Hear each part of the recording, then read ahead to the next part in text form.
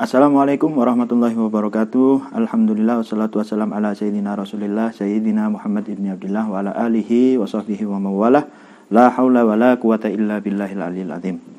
Para pemirsa LTNNU Badung yang dirahmati oleh Allah Subhanahu wa taala, pada video kali ini kami akan melanjutkan kajian yang sudah kami kaji di video sebelumnya, yang mana kami membahas kitab Muqaddimah Ad-Drahmiyah di kitab Shaum, yang mana sebelumnya kami sudah membahas diwajibkannya puasa dan juga syarat sah pertama daripada puasa.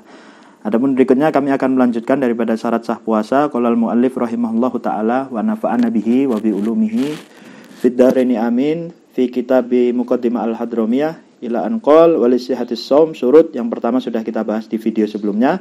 Kali ini kita masuk ke syarat yang kedua. Qala ats-tsani, yang kedua, al-imsaku anil jima'i amdan. Yang kedua adalah menahan diri daripada al-jima'i amdan, ya ini melakukan hubungan suami istri. Ya, ini bagi yang sudah menikah ya. Kalau yang belum menikah tidak termasuk di sini, ada pembahasan lain. Nah, di sini al-imsaku anil jima'i amdan. Jadi kita menahan diri daripada berhubungan suami istri secara sengaja. Kalau yang sengaja bagaimana? Nah, itu hukumnya beda lagi.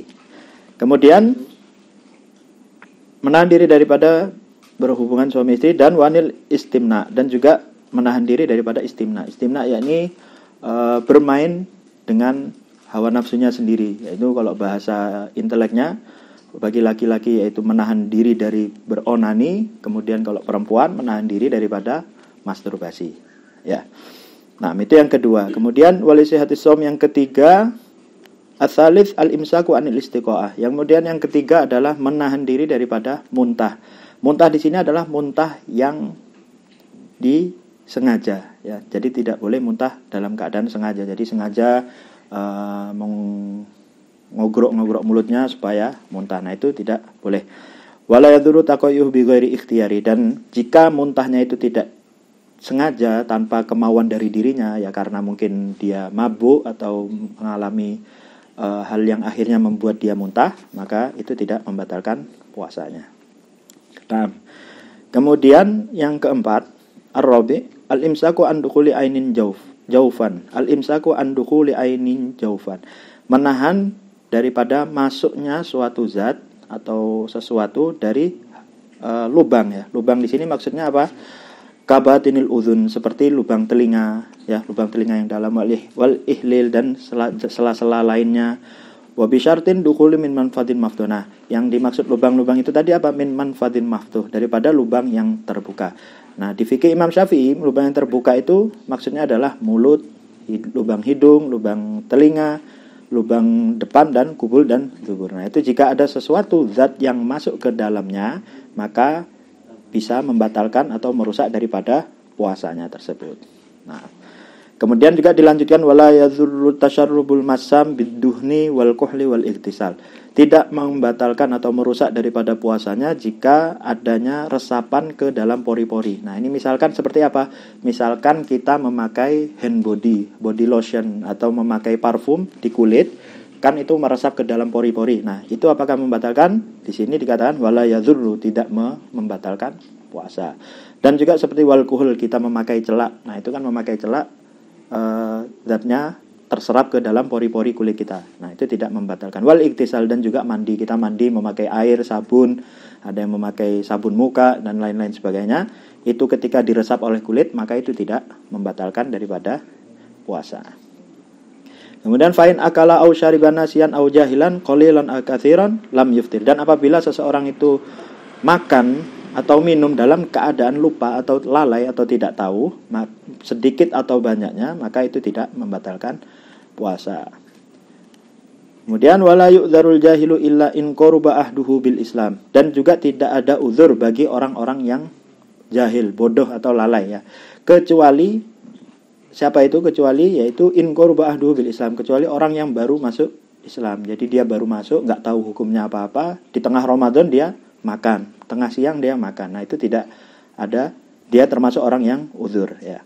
Atau auna sya'a bibadiyatin ba'idatin anal ulama, atau dia hidup atau tumbuh di lingkungan atau di daerah yang mana jauh daripada ulama. Nah, tapi kalau di zaman sekarang ini kemungkinan tidak ada ya, karena semuanya sudah pasti ada ulama, minimal setiap orang sudah memegang gadget masing-masing. Jadi udah tahu adanya puasa, tahu hukum puasa, dan banyak daripada ustadz-ustadz atau ulama yang tersebar. Kemudian wala yuftiru bi gubarit thoriq wa in ta'ammada fatha famihi, dan juga tidak membatalkan puasa yaitu debu jalanan. Nah, debu jalanan wa in ta'ammada fatha famihi, walaupun dia sengaja membuka mulutnya. Jadi ketika di jalan ada debu yang masuk ke dalam mulutnya, maka itu tidak membatalkan daripada puasa. Wala bibal irri kitahir al khalis min ma'dinihi wa in akhrajahu ala lisanih, dan juga tidak membatalkan puasa ketika menelan ludah, asalkan ludah tersebut tahir khalis, tidak tercampur dengan apapun, jadi masih murni air liur, air ludah. Wa in akhrajahu ala lisanih, walaupun dia mengeluarkan daripada lisannya. Misalkan dia mengeluarkan lidahnya seperti ini, kemudian dimasukkan lagi, kemudian ditelan. Nah, itu tidak apa-apa selama tidak tercampur dengan apapun. Nah, kemudian dijelaskan wa yuftiru bi jarjir riki bima bainal asnan. Nah, yang membatalkan itu seperti apa? Membatalkan puasa itu ketika dia menjalankan air liurnya atau mengkumur air liurnya sendiri bainal asnan, di antara sela-sela giginya. Nah, kebetulan di sela-sela giginya itu ada suatu makanan yang tertinggal atau selilitan bahasanya. Nah, di situ ada yang tertinggal, kena air liurnya, tercampur, tertelan. Nah, itu yang bisa membatalkan puasanya karena ada sisa makanan yang tertinggal. Biqudratihi ala majhi, padahal sebenarnya dia mampu untuk meludahkannya atau mengeluarkannya, malah ditelan. Nah, itu yang akhirnya membatalkan puasanya itu. Wa bin nukhamati kadzalik, dan juga dahak ya. Dahak ini bisa kalau ditelan bisa membatalkan daripada puasa itu tadi. Wa bi usulil ma'il madmadha al-jawfi in balagha fi ghairi najasatin, dan juga masuknya daripada air kumur yang berlebihan. Jadi masuknya air kumur, kita berkumur, saking berlebihannya berkumur ada yang masuk, nah itu bisa membatalkan daripada puasa. In balagha fi ghairi najasatin, padahal tidak ada najis di dalam mulutnya, misalkan ada darah, dia tidak perlu berkumur berlebihan, tapi karena dia berkumur berlebihan akhirnya ada yang masuk ke dalam jawfnya itu tadi, akhirnya membatalkan puasanya. Wa bi ghairi mubalaghatin min madmaghatin litabarrud, dan juga tidak bisa membatalkan puasa itu kalau dia berlebihan berkumur karena untuk ingin menyegarkan diri. Nah, itu juga bisa berpotensi membatalkan daripada puasanya. Aurabiatin, atau berkumur yang keempat daripada wudu. Wudu ini sunnahnya berkumurnya 3, dia 4 kali sampai 5 kali. Nah, itu bisa membatalkan daripada puasanya. Au abath, atau melakukan hal-hal yang sia-sia, berkumur sia-sia. Dan juga wabitabayunil aklin naharon, makan di siang hari. Nah, itu udah pasti jelas membatalkan puasa. La bil aklim ukrohan, dan juga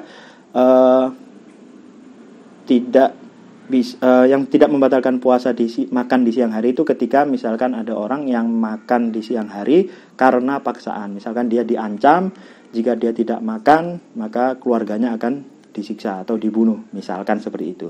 Nah, jika itu terjadi maka dia tidak apa-apa makan di siang hari. Wallahu taala alam bisawab. Kurang lebihnya mohon maaf. Wassalamualaikum warahmatullahi wabarakatuh.